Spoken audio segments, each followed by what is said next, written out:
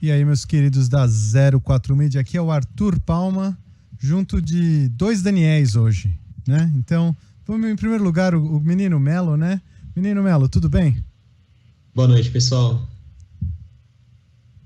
E vamos também introduzir aqui o nosso convidado que praticamente dispensa introduções, né? Daniel Trevisan. Daniel Trevisan, muito obrigado por ter entrado em contato com a gente aí no nosso vídeo do Stefano Arnold. É um prazer e por ter se disponibilizado para bater esse papo, cara. A gente adora essa história de desenvolvimento de jogos no Brasil e tudo mais, e é um prazer enorme ter você aqui, cara. Então, por favor, se apresente. Boa noite a todos vocês da 04 Media. É um prazer falar com vocês e poder explicar um pouquinho do jogo Duck Nukem. E eu sou Daniel, né? Como você já falou, hoje eu trabalho com design e desenvolvimento humano, mas eu comecei minha carreira com desenvolvimento de games, estratégia. E é muito interessante, né, hoje poder falar um pouquinho do início da minha carreira e poder falar também um pouquinho do desenvolvimento desse jogo, que foi um marco, né, na história de desenvolvimento também do Mega Drive, pelos desafios da época, né? Acho que a gente vai falar um pouquinho melhor. Então, eu agradeço o convite e fico à disposição. Bom, Daniel, brigadão pela presença de novo.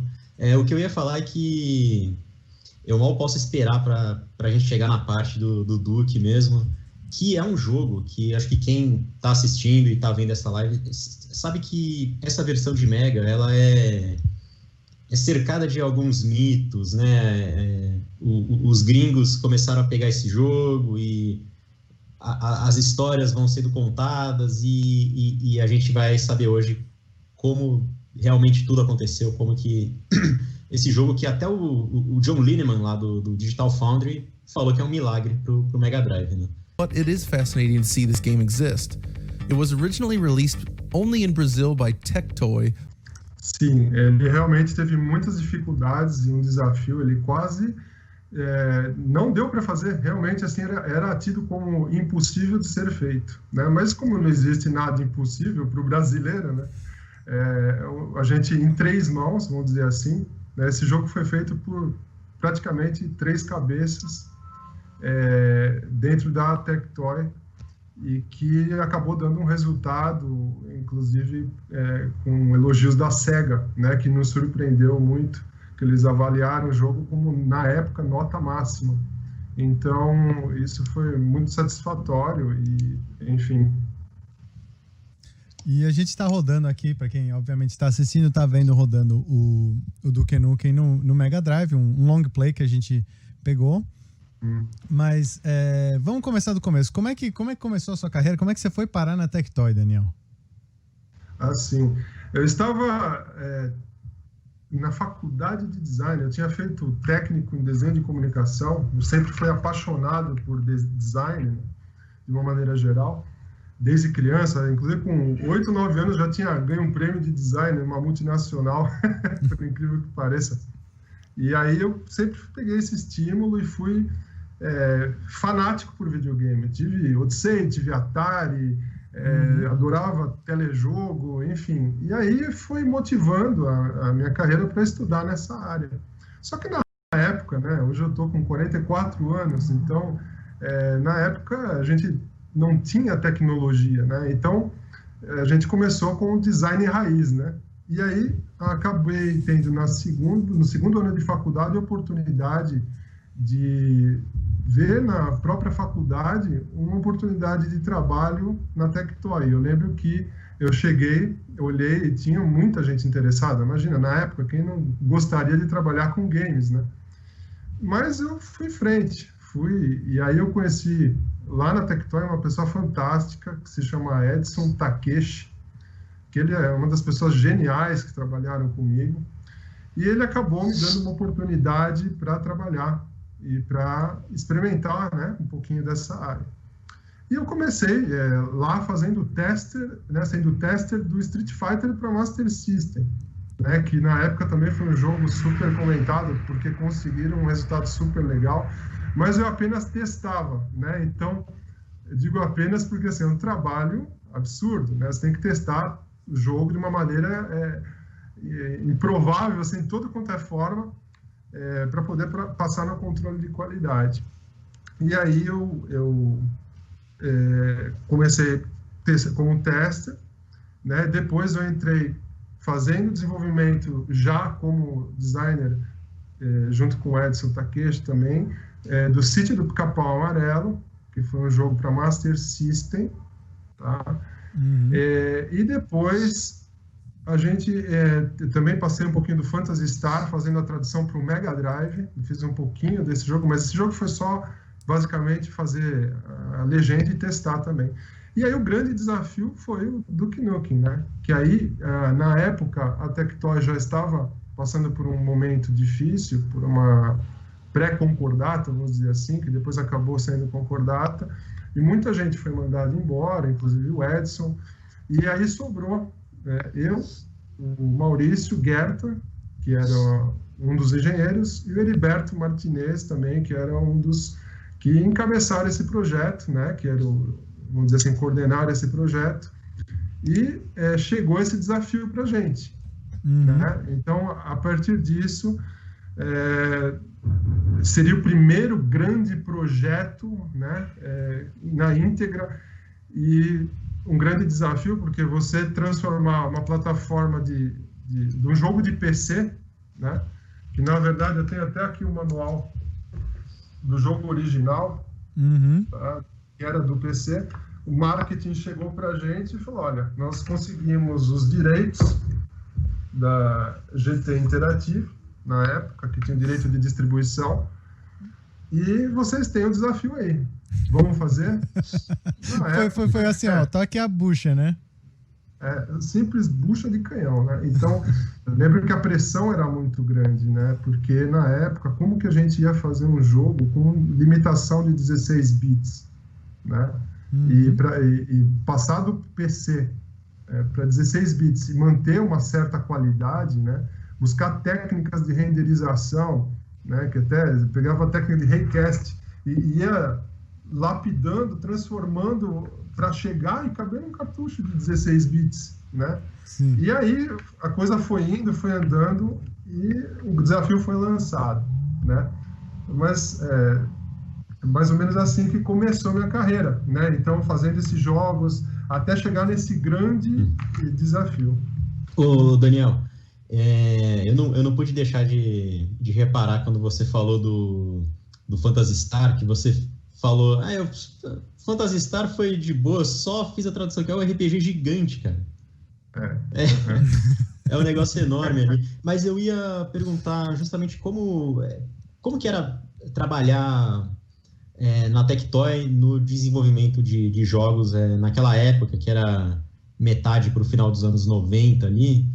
A gente sabe que deve ser muito diferente do que se faz hoje em dia, mas hoje em dia a gente ouve histórias de terror lá, de empresas grandes, até como Naughty Dog, que os caras trabalham 20 horas por dia e tudo mais.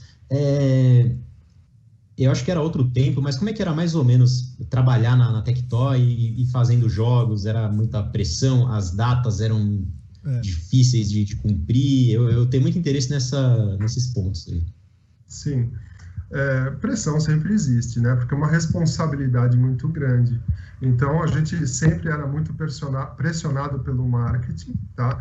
Porém, era fantástico trabalhar com as pessoas geniais que tinham lá, né? Isso é uma coisa que não tem preço. Isso me ajudou muito, inclusive, a ser o profissional que eu sou hoje. Sabe? Sou muito grato às pessoas que trabalharam comigo lá, o Maurício Guerta, o Heriberto, porque era um clima de total descontração, de criatividade, né? Então, a gente não tinha muito recurso, realmente, por questões que a tecnologia na época era muito cara, né? A gente tinha um Pentium para fazer o jogo e fazia em DOS com Animator Pro, né? Então, você imagina, pixel a pixel, né? Então, era uma situação que hoje em dia você vê tanta facilidade, tanta tecnologia, né? E você chegar naquela época e falar, faça um jogo que nem o Duke Nukem, em 3 pessoas, como eu digo, eu não sei como, mas saiu, né? Se foi um verdadeiro milagre realmente, né? E trabalhar na Tectoy sempre foi muito legal pelas pessoas que estavam lá, né? Mas eu sinto que, por algum motivo da época, crise, ou né, na época os tigres asiáticos, teve a crise de mercado toda, não possibilitaram facilitar o desenvolvimento para o Brasil, né? Então se tornou muito caro fazer jogo. Então eu lamento muito pela época, porque o potencial das pessoas lá era gigantesco, né? Então quando eu terminei o Duck, eu tive uma oportunidade de trabalhar em televisão também, e aí eu pensei muito nisso, né? Eu pensei, como largar, né, um ambiente legal para se trabalhar, promissor, mas que no Brasil a gente sentia que na época não ia ia demorar um pouco a se chegar, né? Uhum. Então, aí eu tive que optar também ir para uma área de audiovisual, mas que não era interativa, né? Então, respondendo a tua pergunta, era maravilhoso trabalhar com as pessoas e eu sinto muita saudade, realmente, dessa época. Legal. Estão aparecendo algumas perguntas aqui. O Marcos Vander falou que o seu port do Duke saiu melhor que as versões de Doom de 3DO e de Sega Saturn. E o Zic Verso perguntou aqui. Essa história aqui é boa, com certeza. Essa história de que o Duke 3D foi feito para Mega usando a engine dos labirintos do game Phantasy Star realmente aconteceu ou foi só uma lenda urbana da época?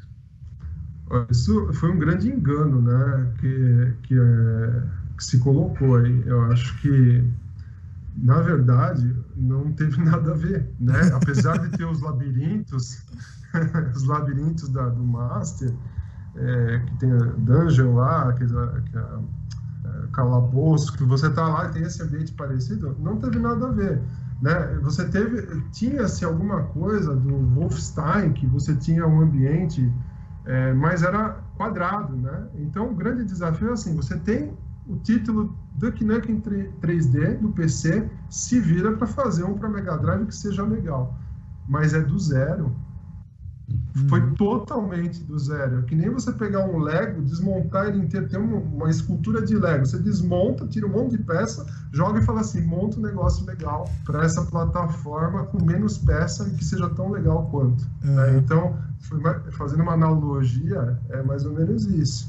É legal então, porque essa lenda urbana nasceu do próprio Stefano, né? Na entrevista que a gente fez com ele, ele contou essa.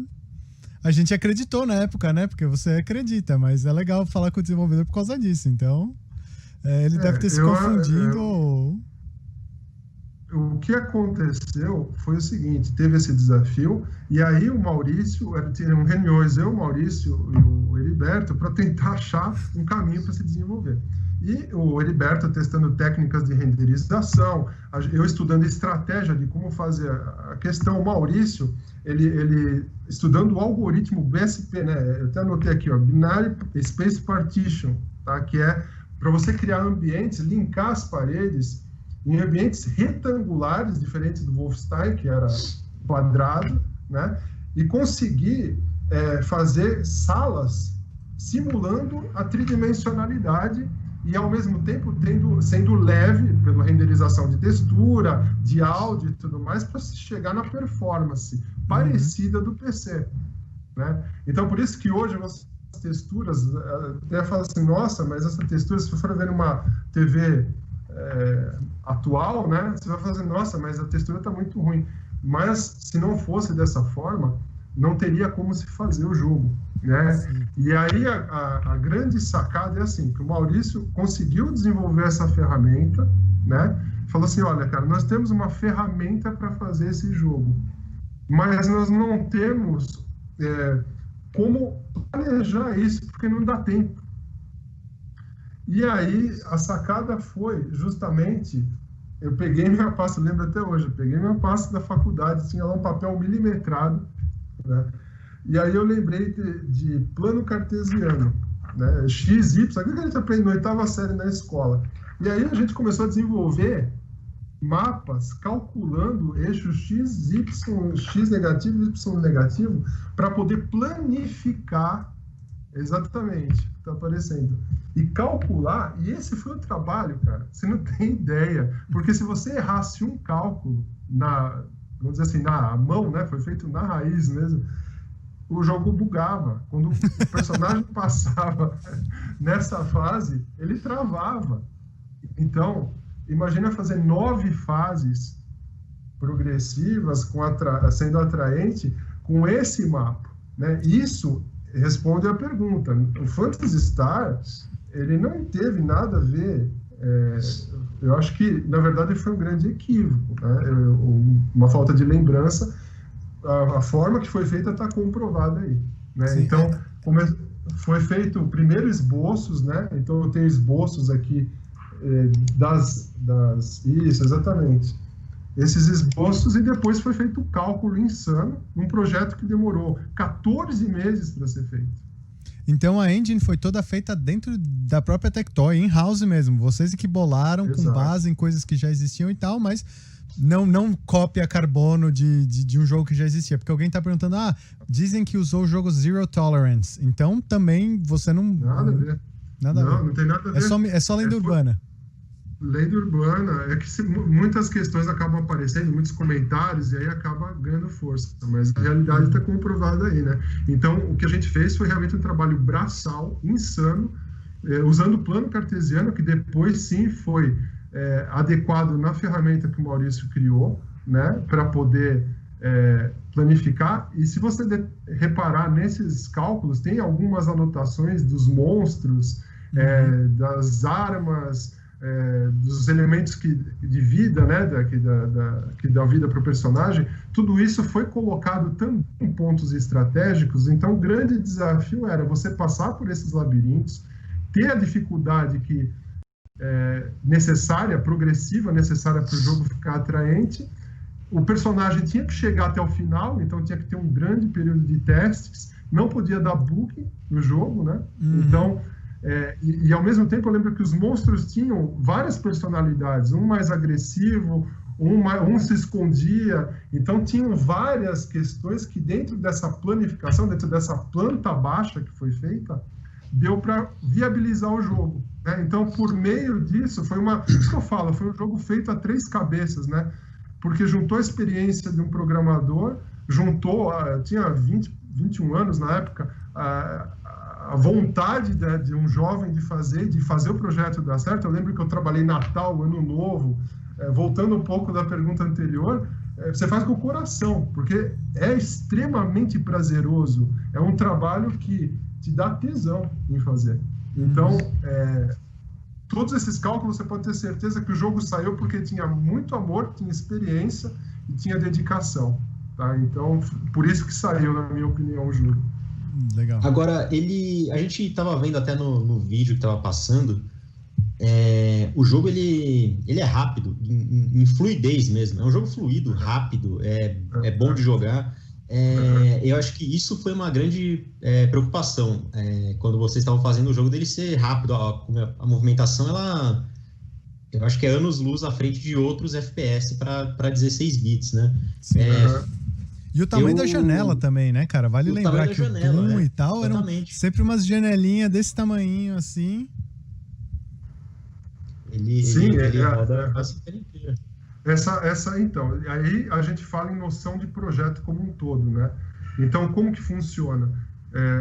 Tinha que caber num cartucho de 16 bits, com uma plataforma de 16 bits. E aí você começa a tirar. É um trabalho também insano da engenharia, vamos abrir mão dessa textura, vamos colocar um monstro a menos, vamos facilitar a renderização, vamos tentar diminuir um pouco a qualidade do áudio, e acaba virando um quebra-cabeças, né? Então, a limitação de criação da época é outro ponto a ser destacado, porque você tem que pensar num projeto como um todo. Não adianta você colocar uma textura maravilhosa e o jogo rodar lento, porque ninguém vai ter interesse. Sim. Uma coisa que é curiosa também, vocês chegaram a ver o Doom de Super Nintendo, ver outros jogos de primeira pessoa em 16 bits ou não? Sempre o trabalho de pesquisa ele se faz necessário, né? Então, tinha que se jogar muito videogame. E os temas em afim, a gente tinha que se inspirar. A liberdade que a gente teve é assim, use a temática da fase lunar, mas use a criatividade, sem perder o conceito, né? Então, por isso que eu falo que foi do zero também, porque alguns elementos são muito parecidos com o do PC, mas tinha que ter todo um redesenho, como você construir do zero mesmo uma outra arquitetura, é um outro jogo, né? Que tem que remeter ao PC, porque o tema é esse, não dá para ter uma característica diferente, né? Então, é mais ou menos isso. Uma coisa que é muito interessante também é o número de armas. Vocês mantiveram quase todas as armas do jogo original, né? Isso era algo que vocês fizeram conscientemente para exatamente, como não tem tantas fases, vamos pelo menos adicionar essa variedade, ou porque certas armas são melhores com certos inimigos. Teve um conceito ou simplesmente vocês queriam botar a maior quantidade de coisas que dava? Então, as armas eram um grande atrativo do jogo, né? Então, isso a gente priorizou, né? Para poder fazer com que o jogo, por um lado, ele tinha a textura um pouquinho deficiente, mas por outro tinha as armas que poderiam ser usadas. Então, sempre pensando, como eu falei, no contexto maior, de ser um jogo atrativo para o usuário. Sim. Legal. Só você comentou também do sítio do Pica-Pau Amarelo. Você chegou você estava na Tectoy quando eles fizeram o jogo do Pica-Pau ou você já tinha deixado a Tectoy? Não. Se eu não me engano, o jogo do Pica-Pau eu não participei. Acho que foi antes de eu entrar. Legal. Não, é só curiosidade. Porque foi uma fase bem prolífica, né, da Tectoy. Teve Street Fighter, tinha o jogo do Pica-Pau, começou com os ROM hacks praticamente, né, que eram o jogo da Turma da Mônica, o jogo do Geraldinho, né, o jogo que eram jogos que eram basicamente o Wonder Boy, eram jogos assim que rolavam só plat swap. Você lembra de ouvir as pessoas que trabalharam nesses jogos conversando?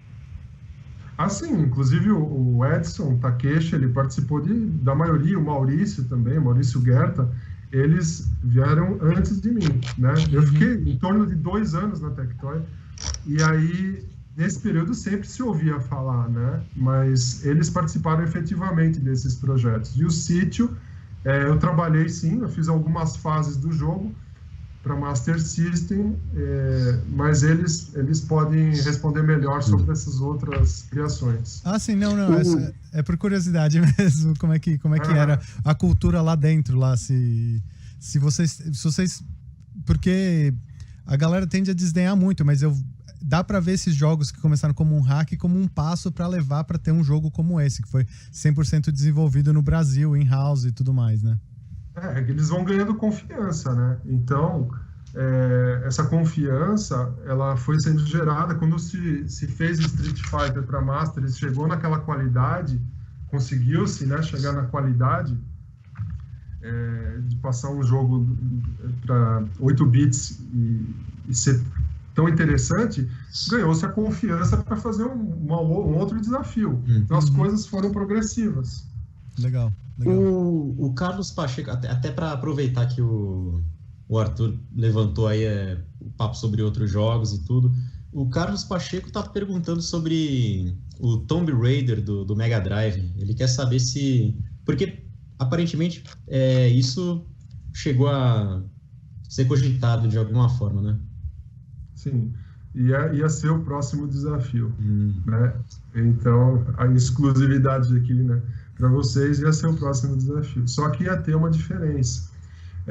Perceba que você tem sempre um plano, né, no Duck Nukem. E a gente ia trabalhar para fazer rampas, para ter um segundo andar, né, e ter a ferramenta ia se aprimorar para talvez tornar-se poligonal, né? Então você tem hexágonos, você tem uma liberdade maior dentro dos ambientes.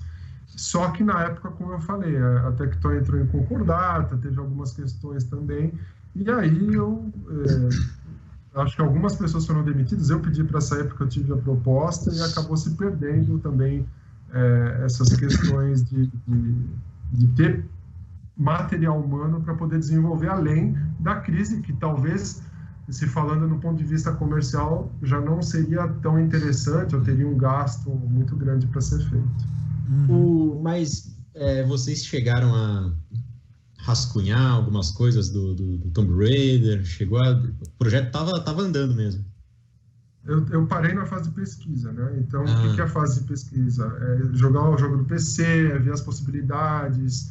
Eu acho que até o Maurício começou a desenvolver essa ferramenta para poder...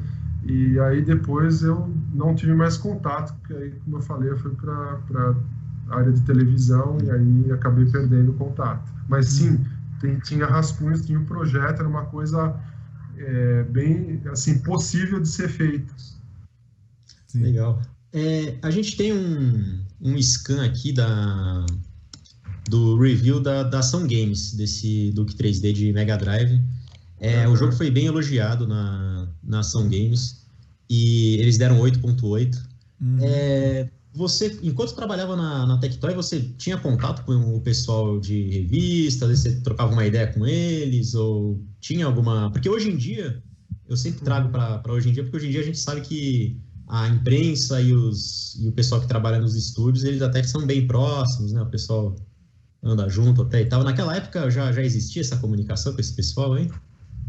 Tinha, sim, mas para esse caso específico não teve contato, né? Eles avaliaram o jogo, eu especificamente não conversei com ninguém da imprensa.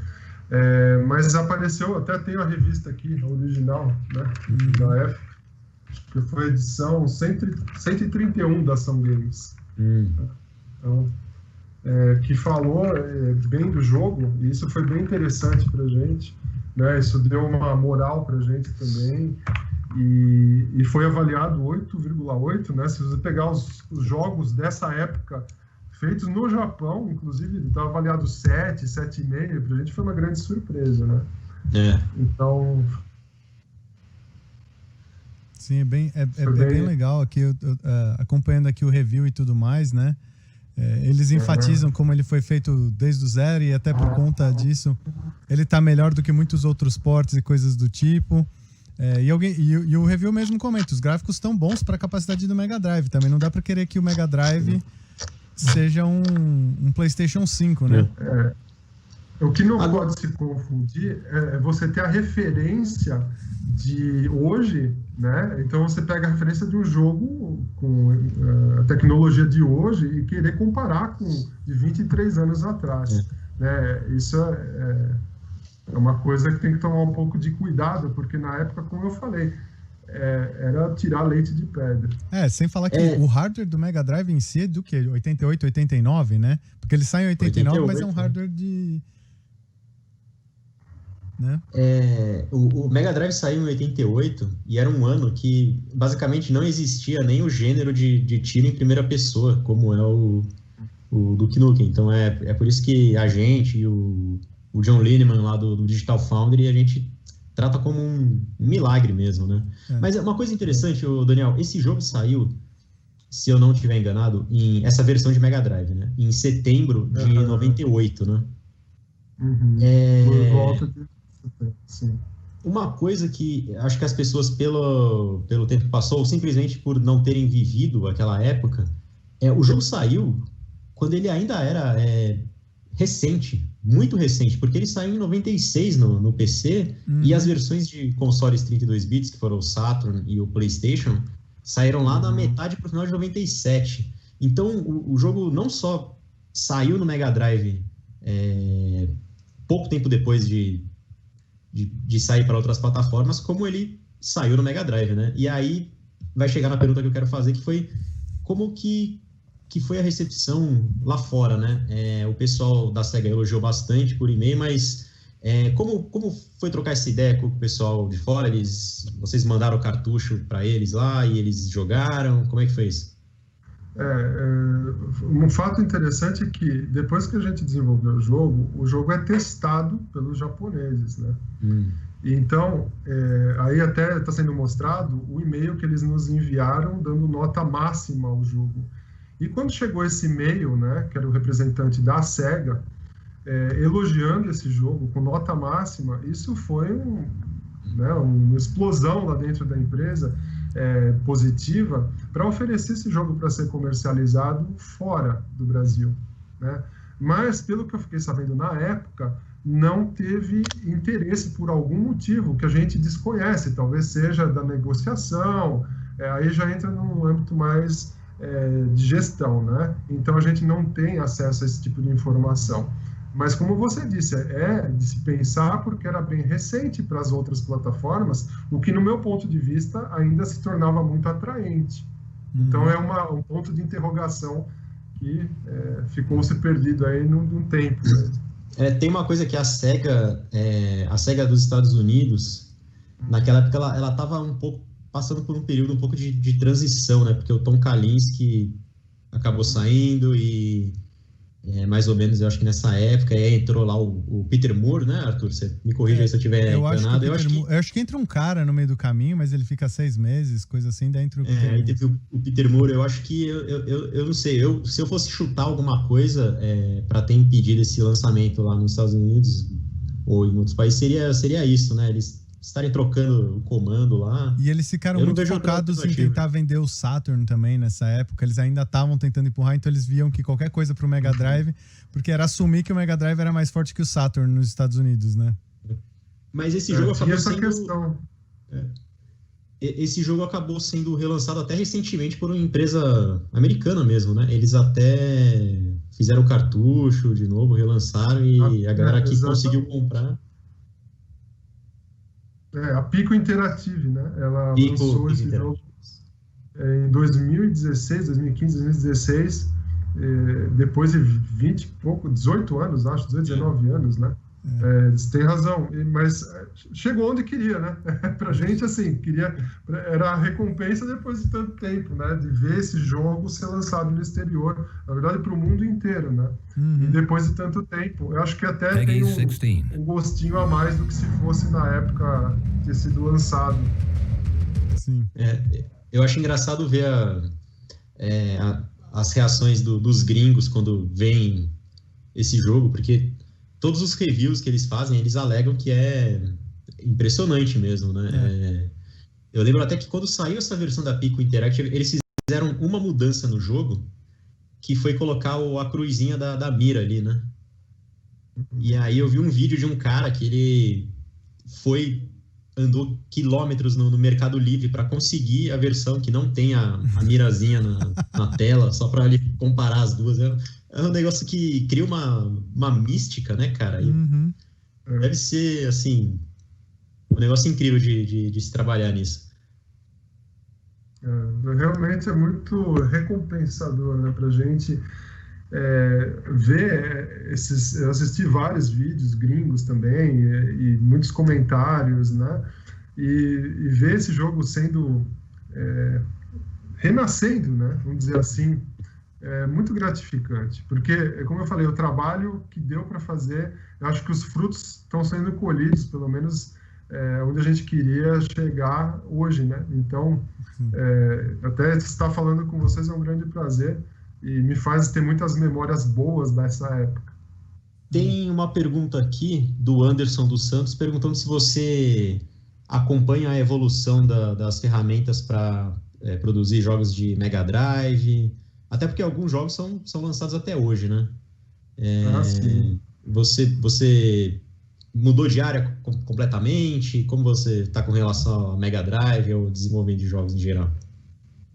O que eu trouxe para a minha vida no decorrer foi o design, né? Então, eu trabalhei muito tempo em televisão, depois eu fui dar aula em universidade em São Paulo, ensinando as pessoas a desenvolver, inclusive, essa parte visual de games.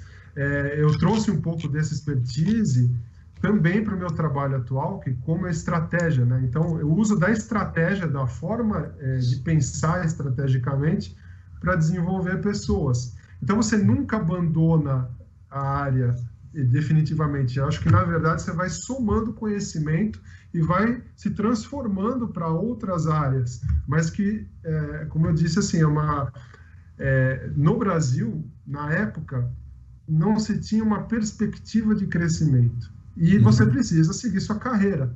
Sim. Né? E eu tive que fazer essa escolha.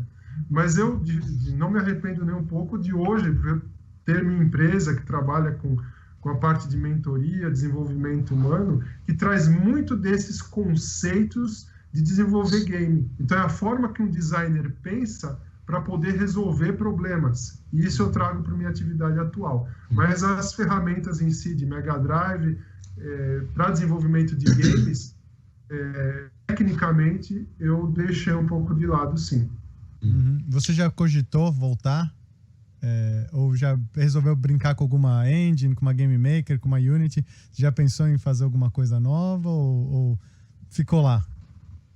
Sempre estou aberto para desafios. Quem consegue fazer um jogo desse não pode dizer não para nada, né? Então, assim, porque a vida é feita de desafios. Né? Então, eu sempre posso contribuir com conhecimento, se houver uma proposta, claro que sim, a gente desenvolve, usa o nosso expertise, e as ferramentas, é uma coisa que é legal passar para a garotada de hoje, são só ferramentas. O principal está aqui na mente, é como você desenvolve o projeto.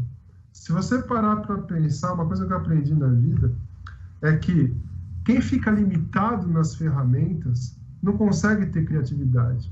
Então, às vezes, você tem que olhar a natureza, ver uma textura de uma flor, de uma planta, o movimento de um inseto, tá? E isso é uma mensagem que eu quero deixar para essa garotada que trabalha com criação, que quer trabalhar com games, que saia um pouco do ambiente tecnológico e vai conhecer o mundo, para poder voltar para esse ambiente tecnológico com muito mais potencial de criação.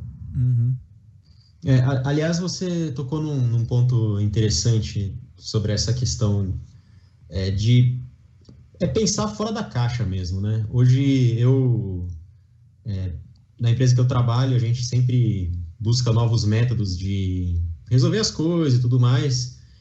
E já rolou uma discussão lá sobre, não, isso aqui funcionou no Spotify, e aí, por causa disso, vai funcionar com a gente. E, na verdade, a resposta é não, né? A gente vai fazer com a gente o que funciona com a gente. É o nosso momento, é o nosso jeito de arrumar uma solução que pode ser mirabolante ou pode ser simples, né? Eu acho que tem muito a ver com isso que você falou.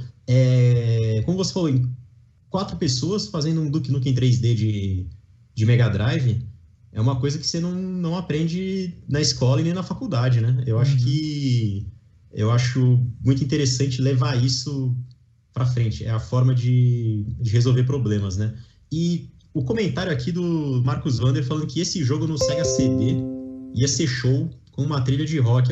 Eu concordo com ele, Daniel. Acho que você podia botar na lista aí, chamar o pessoal da velha guarda e fazer a versão do Sega CD, né? Seria bem legal. O duro hoje é encontrar tempo, né? Mas sim, como eu falei. Tempo é uma... Hoje eu tenho uma empresa hoje, né, aqui em Balneário Camboriú, que a gente faz treinamento. Agora, com essa época de pandemia, atendendo online também. Então, a gente tem sempre que arrumar tempo. Mas a gente consegue. Se a proposta sempre for boa e a gente tiver, né, interesse, claro. Né, eu nunca digo não. Né, a gente sempre abre essas portas porque faz parte da nossa atividade. Vamos entrar em contato aí com a Limited Run Games para fazer aí essa versão de luxo aí do Duke Nukem. Você falou sobre esse pessoal que trabalhou com você, né? O Takeshi. Você tem contato com eles ainda hoje? Você ainda troca uma ideia? Troco ideia com o Maurício, sim, com o Edson, pelo Facebook, né? Mas, assim, a gente conversa, às vezes troca uma experiência ou troca um trabalho, enfim. Mas já cada um no seu estado, né? Hoje eu estou em Santa Catarina e às vezes conversa, assim, de vez em quando. Algum deles foi o game tester do Duke Nukem 3D? Porque esse jogo é difícil, hein? Tá falando com ele. O jogo é... Eu tinha que... Era matar a cobra e mostrar o pau, né? Eu tinha que desenvolver... E eu trabalhei, apesar de não ser programador, eu programei muito o jogo também, junto com o Maurício, e eu tinha que testar. E o interessante é que deu tão certo e que essa metodologia que a gente desenvolveu, né, do papel milimetrado, né, que teve apenas um bug no teste lá na SEGA. Quer dizer que se saísse hoje, basicamente não ia precisar ter uma atualização aí no primeiro dia, ter que baixar 80 GB de atualização, igual alguns jogos saem hoje, né? Isso é outro feito. Então, e só puxando, quando vocês estavam fazendo as pesquisas e tudo mais, provavelmente vocês também encontraram os 2 primeiros Duke, que eram plataforma 2D e tal. Em algum momento vocês cogitaram transformar o Duke Nukem, ou tinha que ser em 3D, porque a licença era para o Duke 3D? Não é que era, né? Tinha um plano B. E, assim, não deu certo, vamos partir para aquele chapar o jogo, né? Vamos deixar ele 3D. Mas isso não era o que um desenvolvedor gostaria que acontecesse, né? Então a gente sempre pensou no 3D, mas como a gente tinha falado, era um desafio quase impossível, mas era o plano B, sim, tá? E tinha sempre assim a questão de que se você fizesse algo menos do que foi proposto, como é que ficaria na visão do usuário, né? Sim. É interessante, desculpa, Daniel. Pode falar. É interessante porque o Duke recebeu uma versão para Game Boy Advance que é um hardware consideravelmente mais potente que o Mega Drive e é um lixo perto da versão de vocês. Eu não sei se já chegou a ter o desprazer de ver a versão de Game Boy Advance, que é assustador, assim, você pensaria, nossa, eles vão ter mais hardware, vai dar pra fazer algo melhor. E o jogo é assustador, ele é todo lavado, é todo clareado, não dá pra enxergar quase nada. É curioso só. Isso aí. A questão da tecnologia que eu te falei, né? A criação, muitas vezes, ela sai da caixinha da tecnologia, ela tem que ir fora da tecnologia. A tecnologia é uma ferramenta de apoio, e assim que tem que ser encarado. Sim, com certeza. Arthur, sobre o Duke Nukem do Game Boy Advance, ele é muito claro mesmo, você praticamente não enxerga nada por ele ser muito claro. É porque a tela do Game Boy Advance, do primeiro, era muito escura e não tinha backlight. Eles fizeram o jogo como um truque para você enxergar melhor. É sério. Mas, Daniel, depois que o jogo saiu, o pessoal lá da Tectoy, eles passavam para vocês como é que tava? Pô, o jogo esgotou das lojas, tá fazendo sucesso. Vocês tinham acesso a algum tipo de métrica, de número, alguma coisa? Porque eu lembro que a campanha dele foi bem forte, inclusive naquele Sega Club, que eles até faziam a venda direta dos jogos. Ele tinha uma das edições que era a capa do Duke Nukem também. Vocês ficaram sabendo como é que foi a vendagem, a tiragem desse jogo? Essa foi uma excelente pergunta, né? Eu acho que isso faltava mesmo, esse feedback, tá? A gente não tinha, havia uma divisão, né? Então, o desenvolvedor que não tinha tanto contato com atendimento ao cliente, nós ficávamos sabendo por feedback da própria imprensa. Então, às vezes, um comentário de um usuário ou uma matéria, mas realmente, você tocou num ponto que hoje eu trabalho muito com os meus clientes, que é integrar a empresa, torná-las um organismo vivo, para poder ter esse tipo de avaliação, para deixar cada vez mais os produtos melhores. E realmente isso faltou. O que é uma pena, porque a gente meio que até hoje não sabe muito quanto foi a tiragem desse jogo. E ele é um jogo, não é raro, mas ele é acima da média de preço nos usados aí que a gente procura de Mega Drive, né? É um jogo que é muito procurado mesmo. Mas é uma curiosidade que eu acho que talvez tenha ficado um pouco perdida aí na história, né? Quantas unidades foram feitas, quantas foram vendidas, em quanto tempo. O jogo saiu em setembro, pode ter vendido muito no Natal daquele ano. É uma das coisas Tendo esse feedback é importante para você aperfeiçoar o produto, né? Os próximos, inclusive, para saber onde pode melhorar. Sempre dá para melhorar e é importante ter esse retorno que você está comentando. Agora, jogo feito pela Tectoy, eu acho que foi o último, pelo menos para Mega Drive, né? Eu acho que não teve outros depois, até porque depois ela teve essa fase da concordata, você acabou saindo. Eu acho que eles realmente não fizeram mais. Posso estar enganado. Eu sei, pelo que eu acompanhei, talvez tenha tido o Show do Milhão, alguma coisa assim. O Show do Milhão. É verdade, teve o Show do Milhão. O Castelo Rá-Tim-Bum era de Master System, né? Mas eu acho que foi um pouco antes até. Foi engraçado, né? Porque eu cheguei a ter contato com esse material depois, porque eu fui trabalhar numa emissora que que fazia o programa. Então eu tive acesso a esse material. Eu acho que eu tenho até alguma coisa aqui, não estava preparado, mas eu tenho... A gente nem pretendia perguntar sobre ele, acabou caindo aí, desculpa. Você vai trabalhar na TV Cultura depois, então, né, Daniel? Sim, algumas fotos até que serviram para o jogo, olha. Interessante. Tá? Do próprio os personagens, que isso a gente depois, que eu percebi, né, que foi digitalizado, alguns desenhos também que foram feitos. Nossa, que legal. Então esse material não estava na conversa de hoje, mas acho interessante mostrar, porque eu fui conhecê-lo depois quando eu fui trabalhar na TV Cultura. Legal. Como bem tá lembrando de Giuseppe Coutinho, o Show do Milhão, inclusive, teve uma versão que o Mega Drive já vinha com o Show do Milhão embutido, né? Que era bem... Eu lembro que ficava rodando nas lojas, que tinha até a voz do Silvio Santos digitalizada, certa a resposta. Então. Tinha voz digitalizada. E eram coisas, até você pegar o Show do Milhão mesmo, voz digitalizada, com exceção dos jogos de luta, que o cara bota o fight ali, também não se via muito, né? O Duke Nukem tem uma voz digitalizada no meio também. Tem voz, né? Tem voz. Tem voz. A voz do Duke tá lá. Tá lá. Em alguns momentos, sim. E como é que foi essa parte, assim? A gente comentou, mas vocês receberam algum asset ou vocês tiveram que caçar as imagens para converter para 16-bit, para reduzir as cores? Como é que foi isso?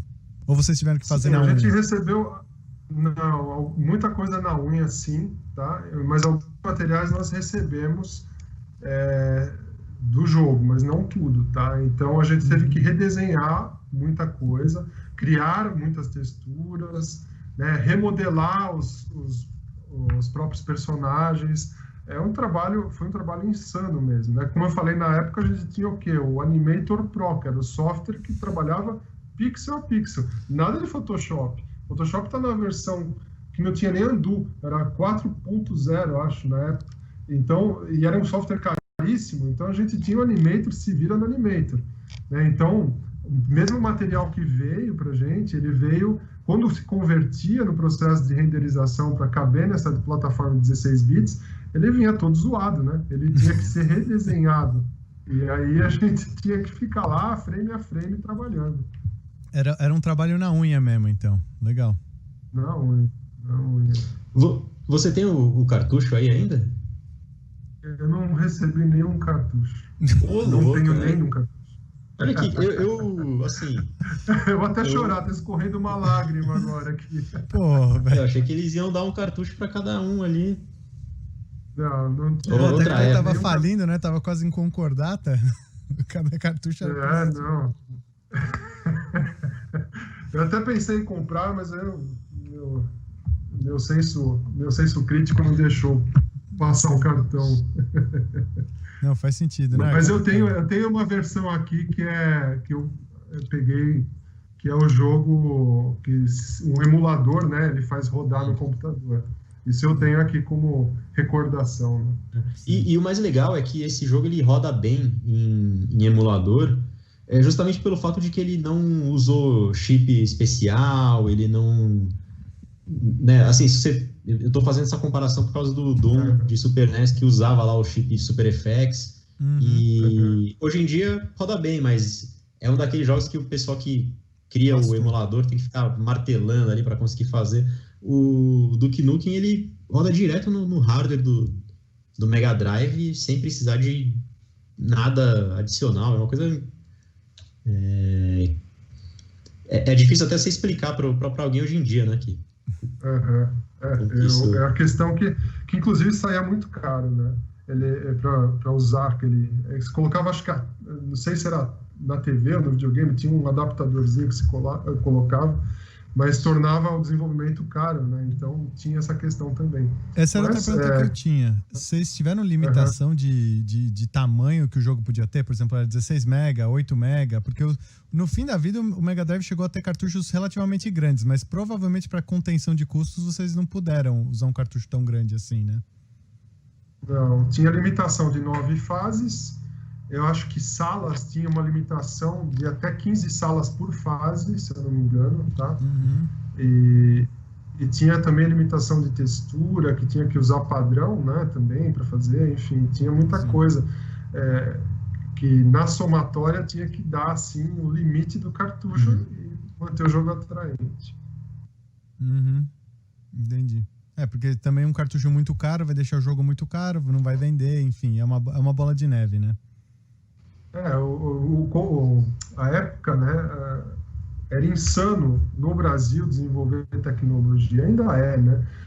Você pega a facilidade de um americano ter um computador e a nossa, você vai pagar hoje um computador para trabalhar R$15 mil.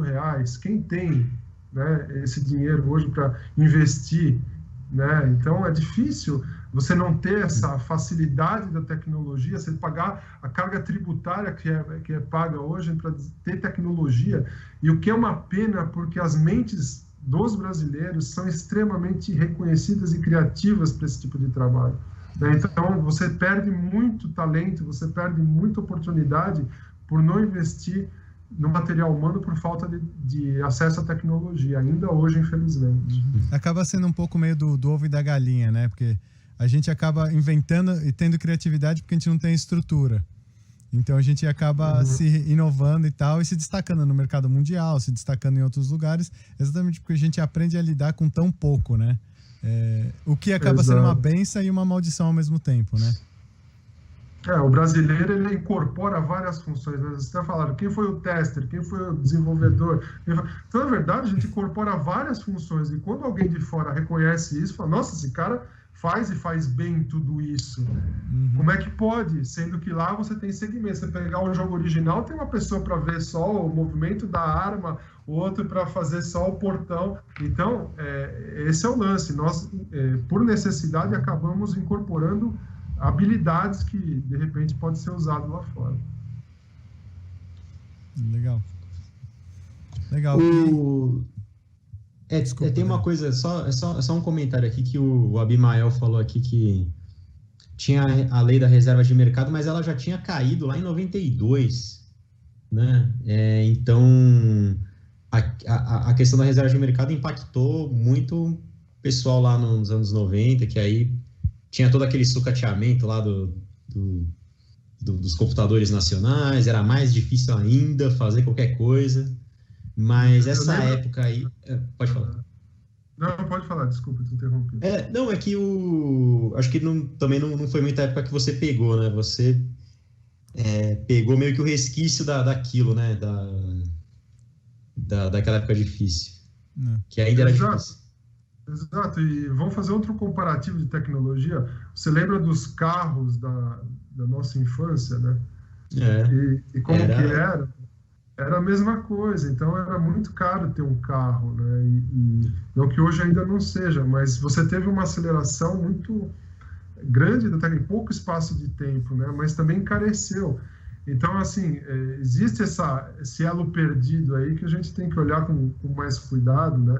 E a gente fala em desenvolver tecnologia no Brasil, hoje, assim, são pessoas que muitas vezes tem que tirar do próprio bolso para fazer, porque não tem apoio cultural, não tem apoio de trazer produtos com preço mais acessível, e isso é terrível para quem trabalha com criação.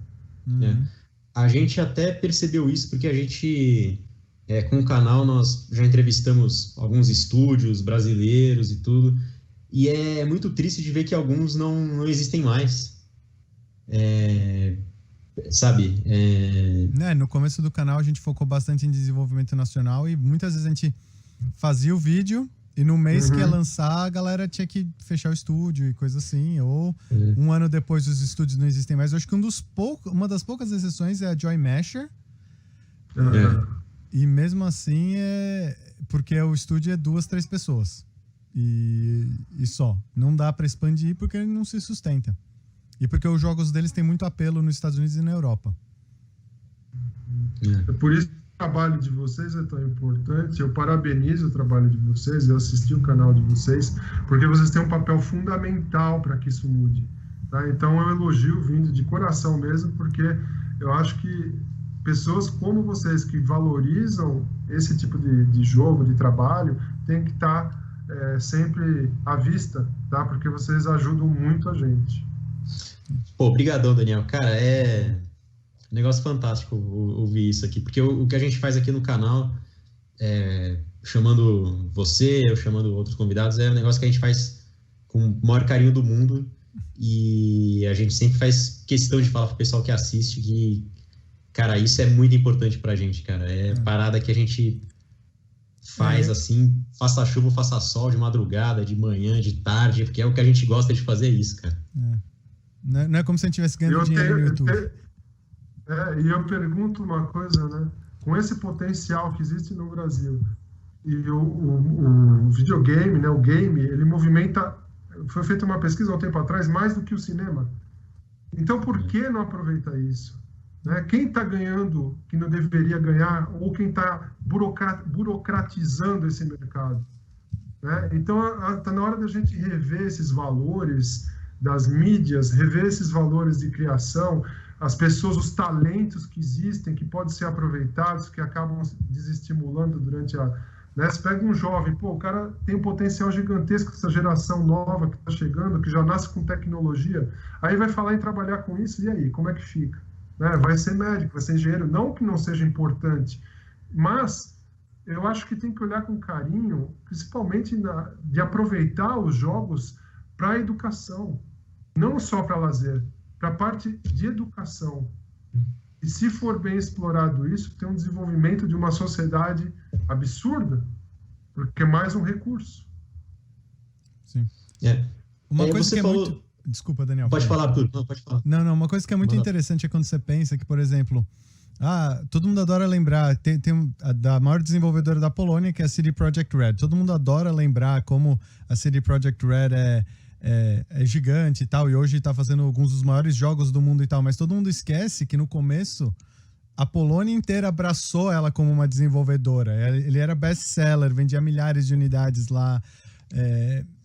E eu acho que precisa um pouco também, as pessoas precisam ter essa cultura que tanto quem produz conteúdo, quanto quem produz jogos, como quem produz TV, cinema e tudo mais, parte muito começa com o doméstico. A gente mesmo tem que valorizar, tem que respeitar, porque é muito fácil você chegar e criticar, mas você não entender que um jogo como esse foi feito com 3 pessoas, que um canal às vezes é feito com 2, 3 pessoas. Tem um trabalho que às vezes a gente adoraria ter mais gente, a gente adoraria que a Tectoy tivesse enorme hoje desenvolvendo jogos para Switch, para isso, para aquilo, mas as pessoas precisam lembrar que elas precisam ter o alicerce das pessoas mesmo, que é muito fácil você apontar o dedo e falar, olha, parece um Wolfenstein, não é Duke Nukem. Não, velho, isso aqui é um feito técnico absurdo, você tem que entender.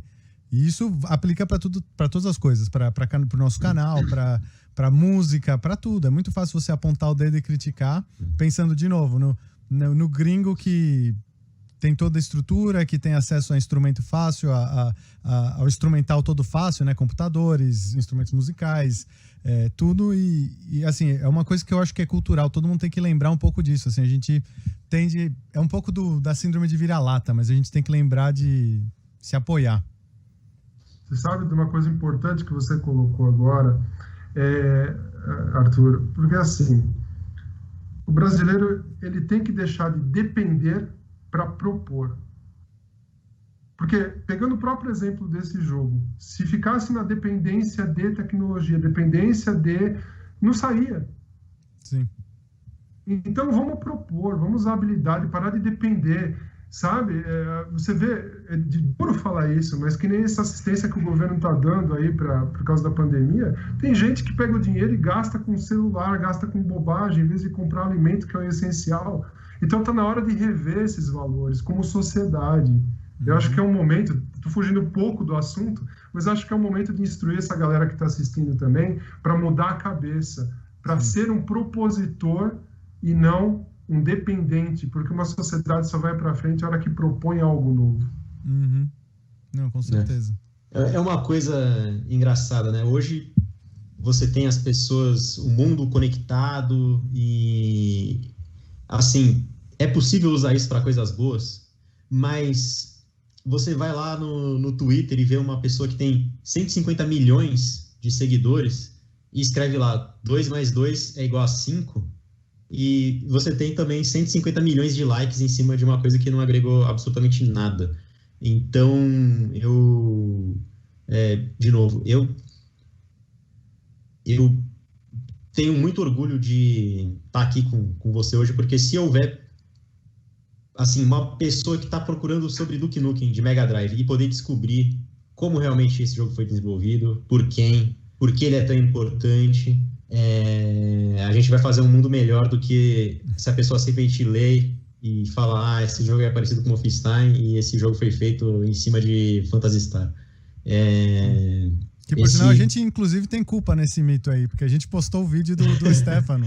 Então a gente está aqui fazendo a nossa meia-culpa. A gente tem culpa um pouco nisso, mas é que eu tô falando que a informação de qualidade ela tem que se sobrepor ao mar de informação de pouca qualidade que existe hoje. É isso que eu quis dizer, entendeu? Não, e a gente tá tentando fazer uma errata aqui, né? Também.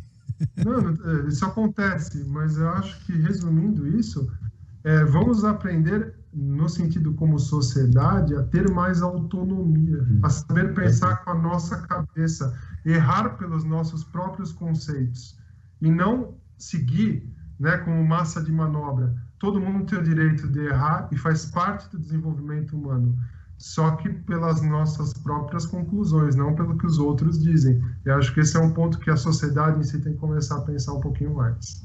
Sim. Agora só mais as últimas 2 perguntas aqui do povo para amarrar. Uma delas o Rodrigo Momo me perguntou brincando por que não dá para ver os monstros pelas costas.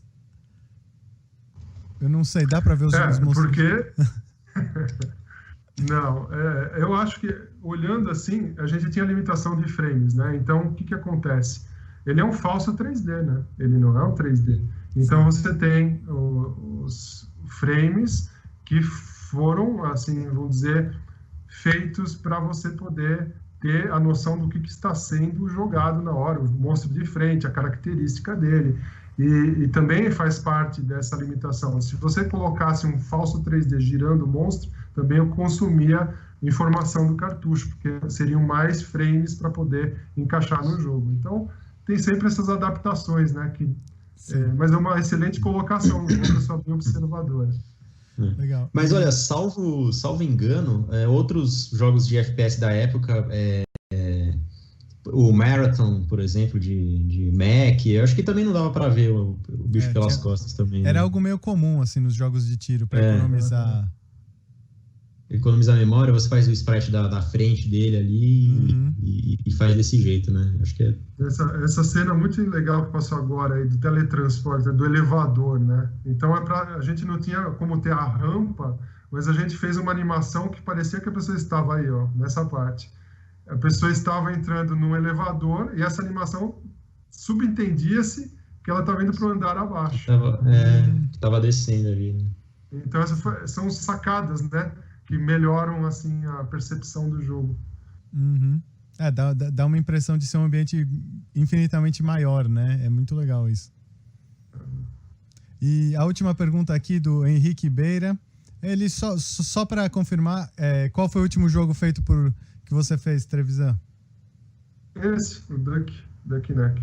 Então, vamos começar aí uma campanha para eles lançarem um pack de fases aí pro Duke 3D de Mega Drive aí. Eu acho que rola. E a versão de Sega CD também. É a versão de Sega CD. Vamos propor de fazer a música aí, gente. Legal. E, bom, a gente já passou um pouco de 1 hora de live aqui, que é o tempo que a gente talo. Tem. É o nosso talo aqui para...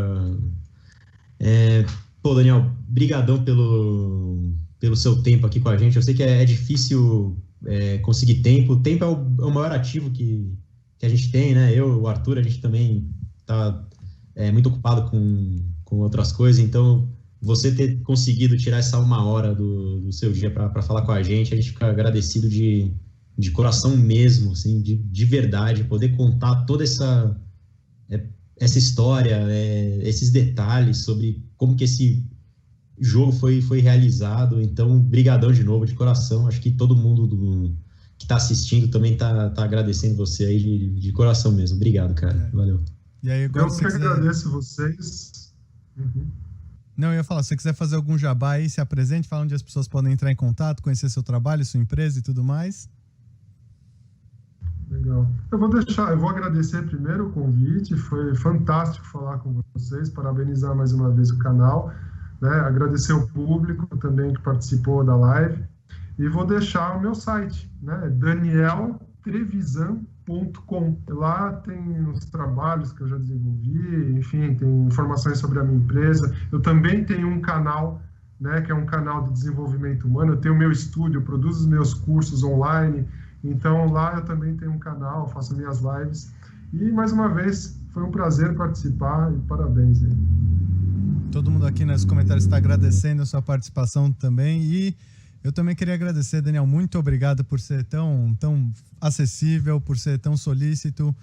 Foi uma coisa incrível. É o famoso negócio, se a gente tivesse mais 1 hora, a gente ia gastar mais 1 hora, porque começa a entrar nas minúcias das perguntas e detalhes e coisas assim, mas, cara, foi muito legal. Muito obrigado, valeu por todo o seu trabalho, cara, desde o Street Fighter 2 lá naquele beta testing lá, até aí o Duke, e entre outros trabalhos que você fez também na TV Cultura, que eu vi no seu portfólio, que você fez muito trabalho legal lá também. TV Cultura, que é uma fonte de conhecimento incrível até hoje, continua sendo um dos melhores canais do mundo, facilmente, e você fez muito trabalho legal lá de design e tudo mais, então fica a recomendação aí para ver o que o Daniel tem feito, vai lá no danieltrevisan.com. E é isso, gente. Quem chegou até aqui, deixa aquele seu like, se inscreve no canal, compartilha com seus amiguinhos e até a próxima. Beleza? Até, muito obrigado. Valeu, um abraço. Falou, até mais. Até mais.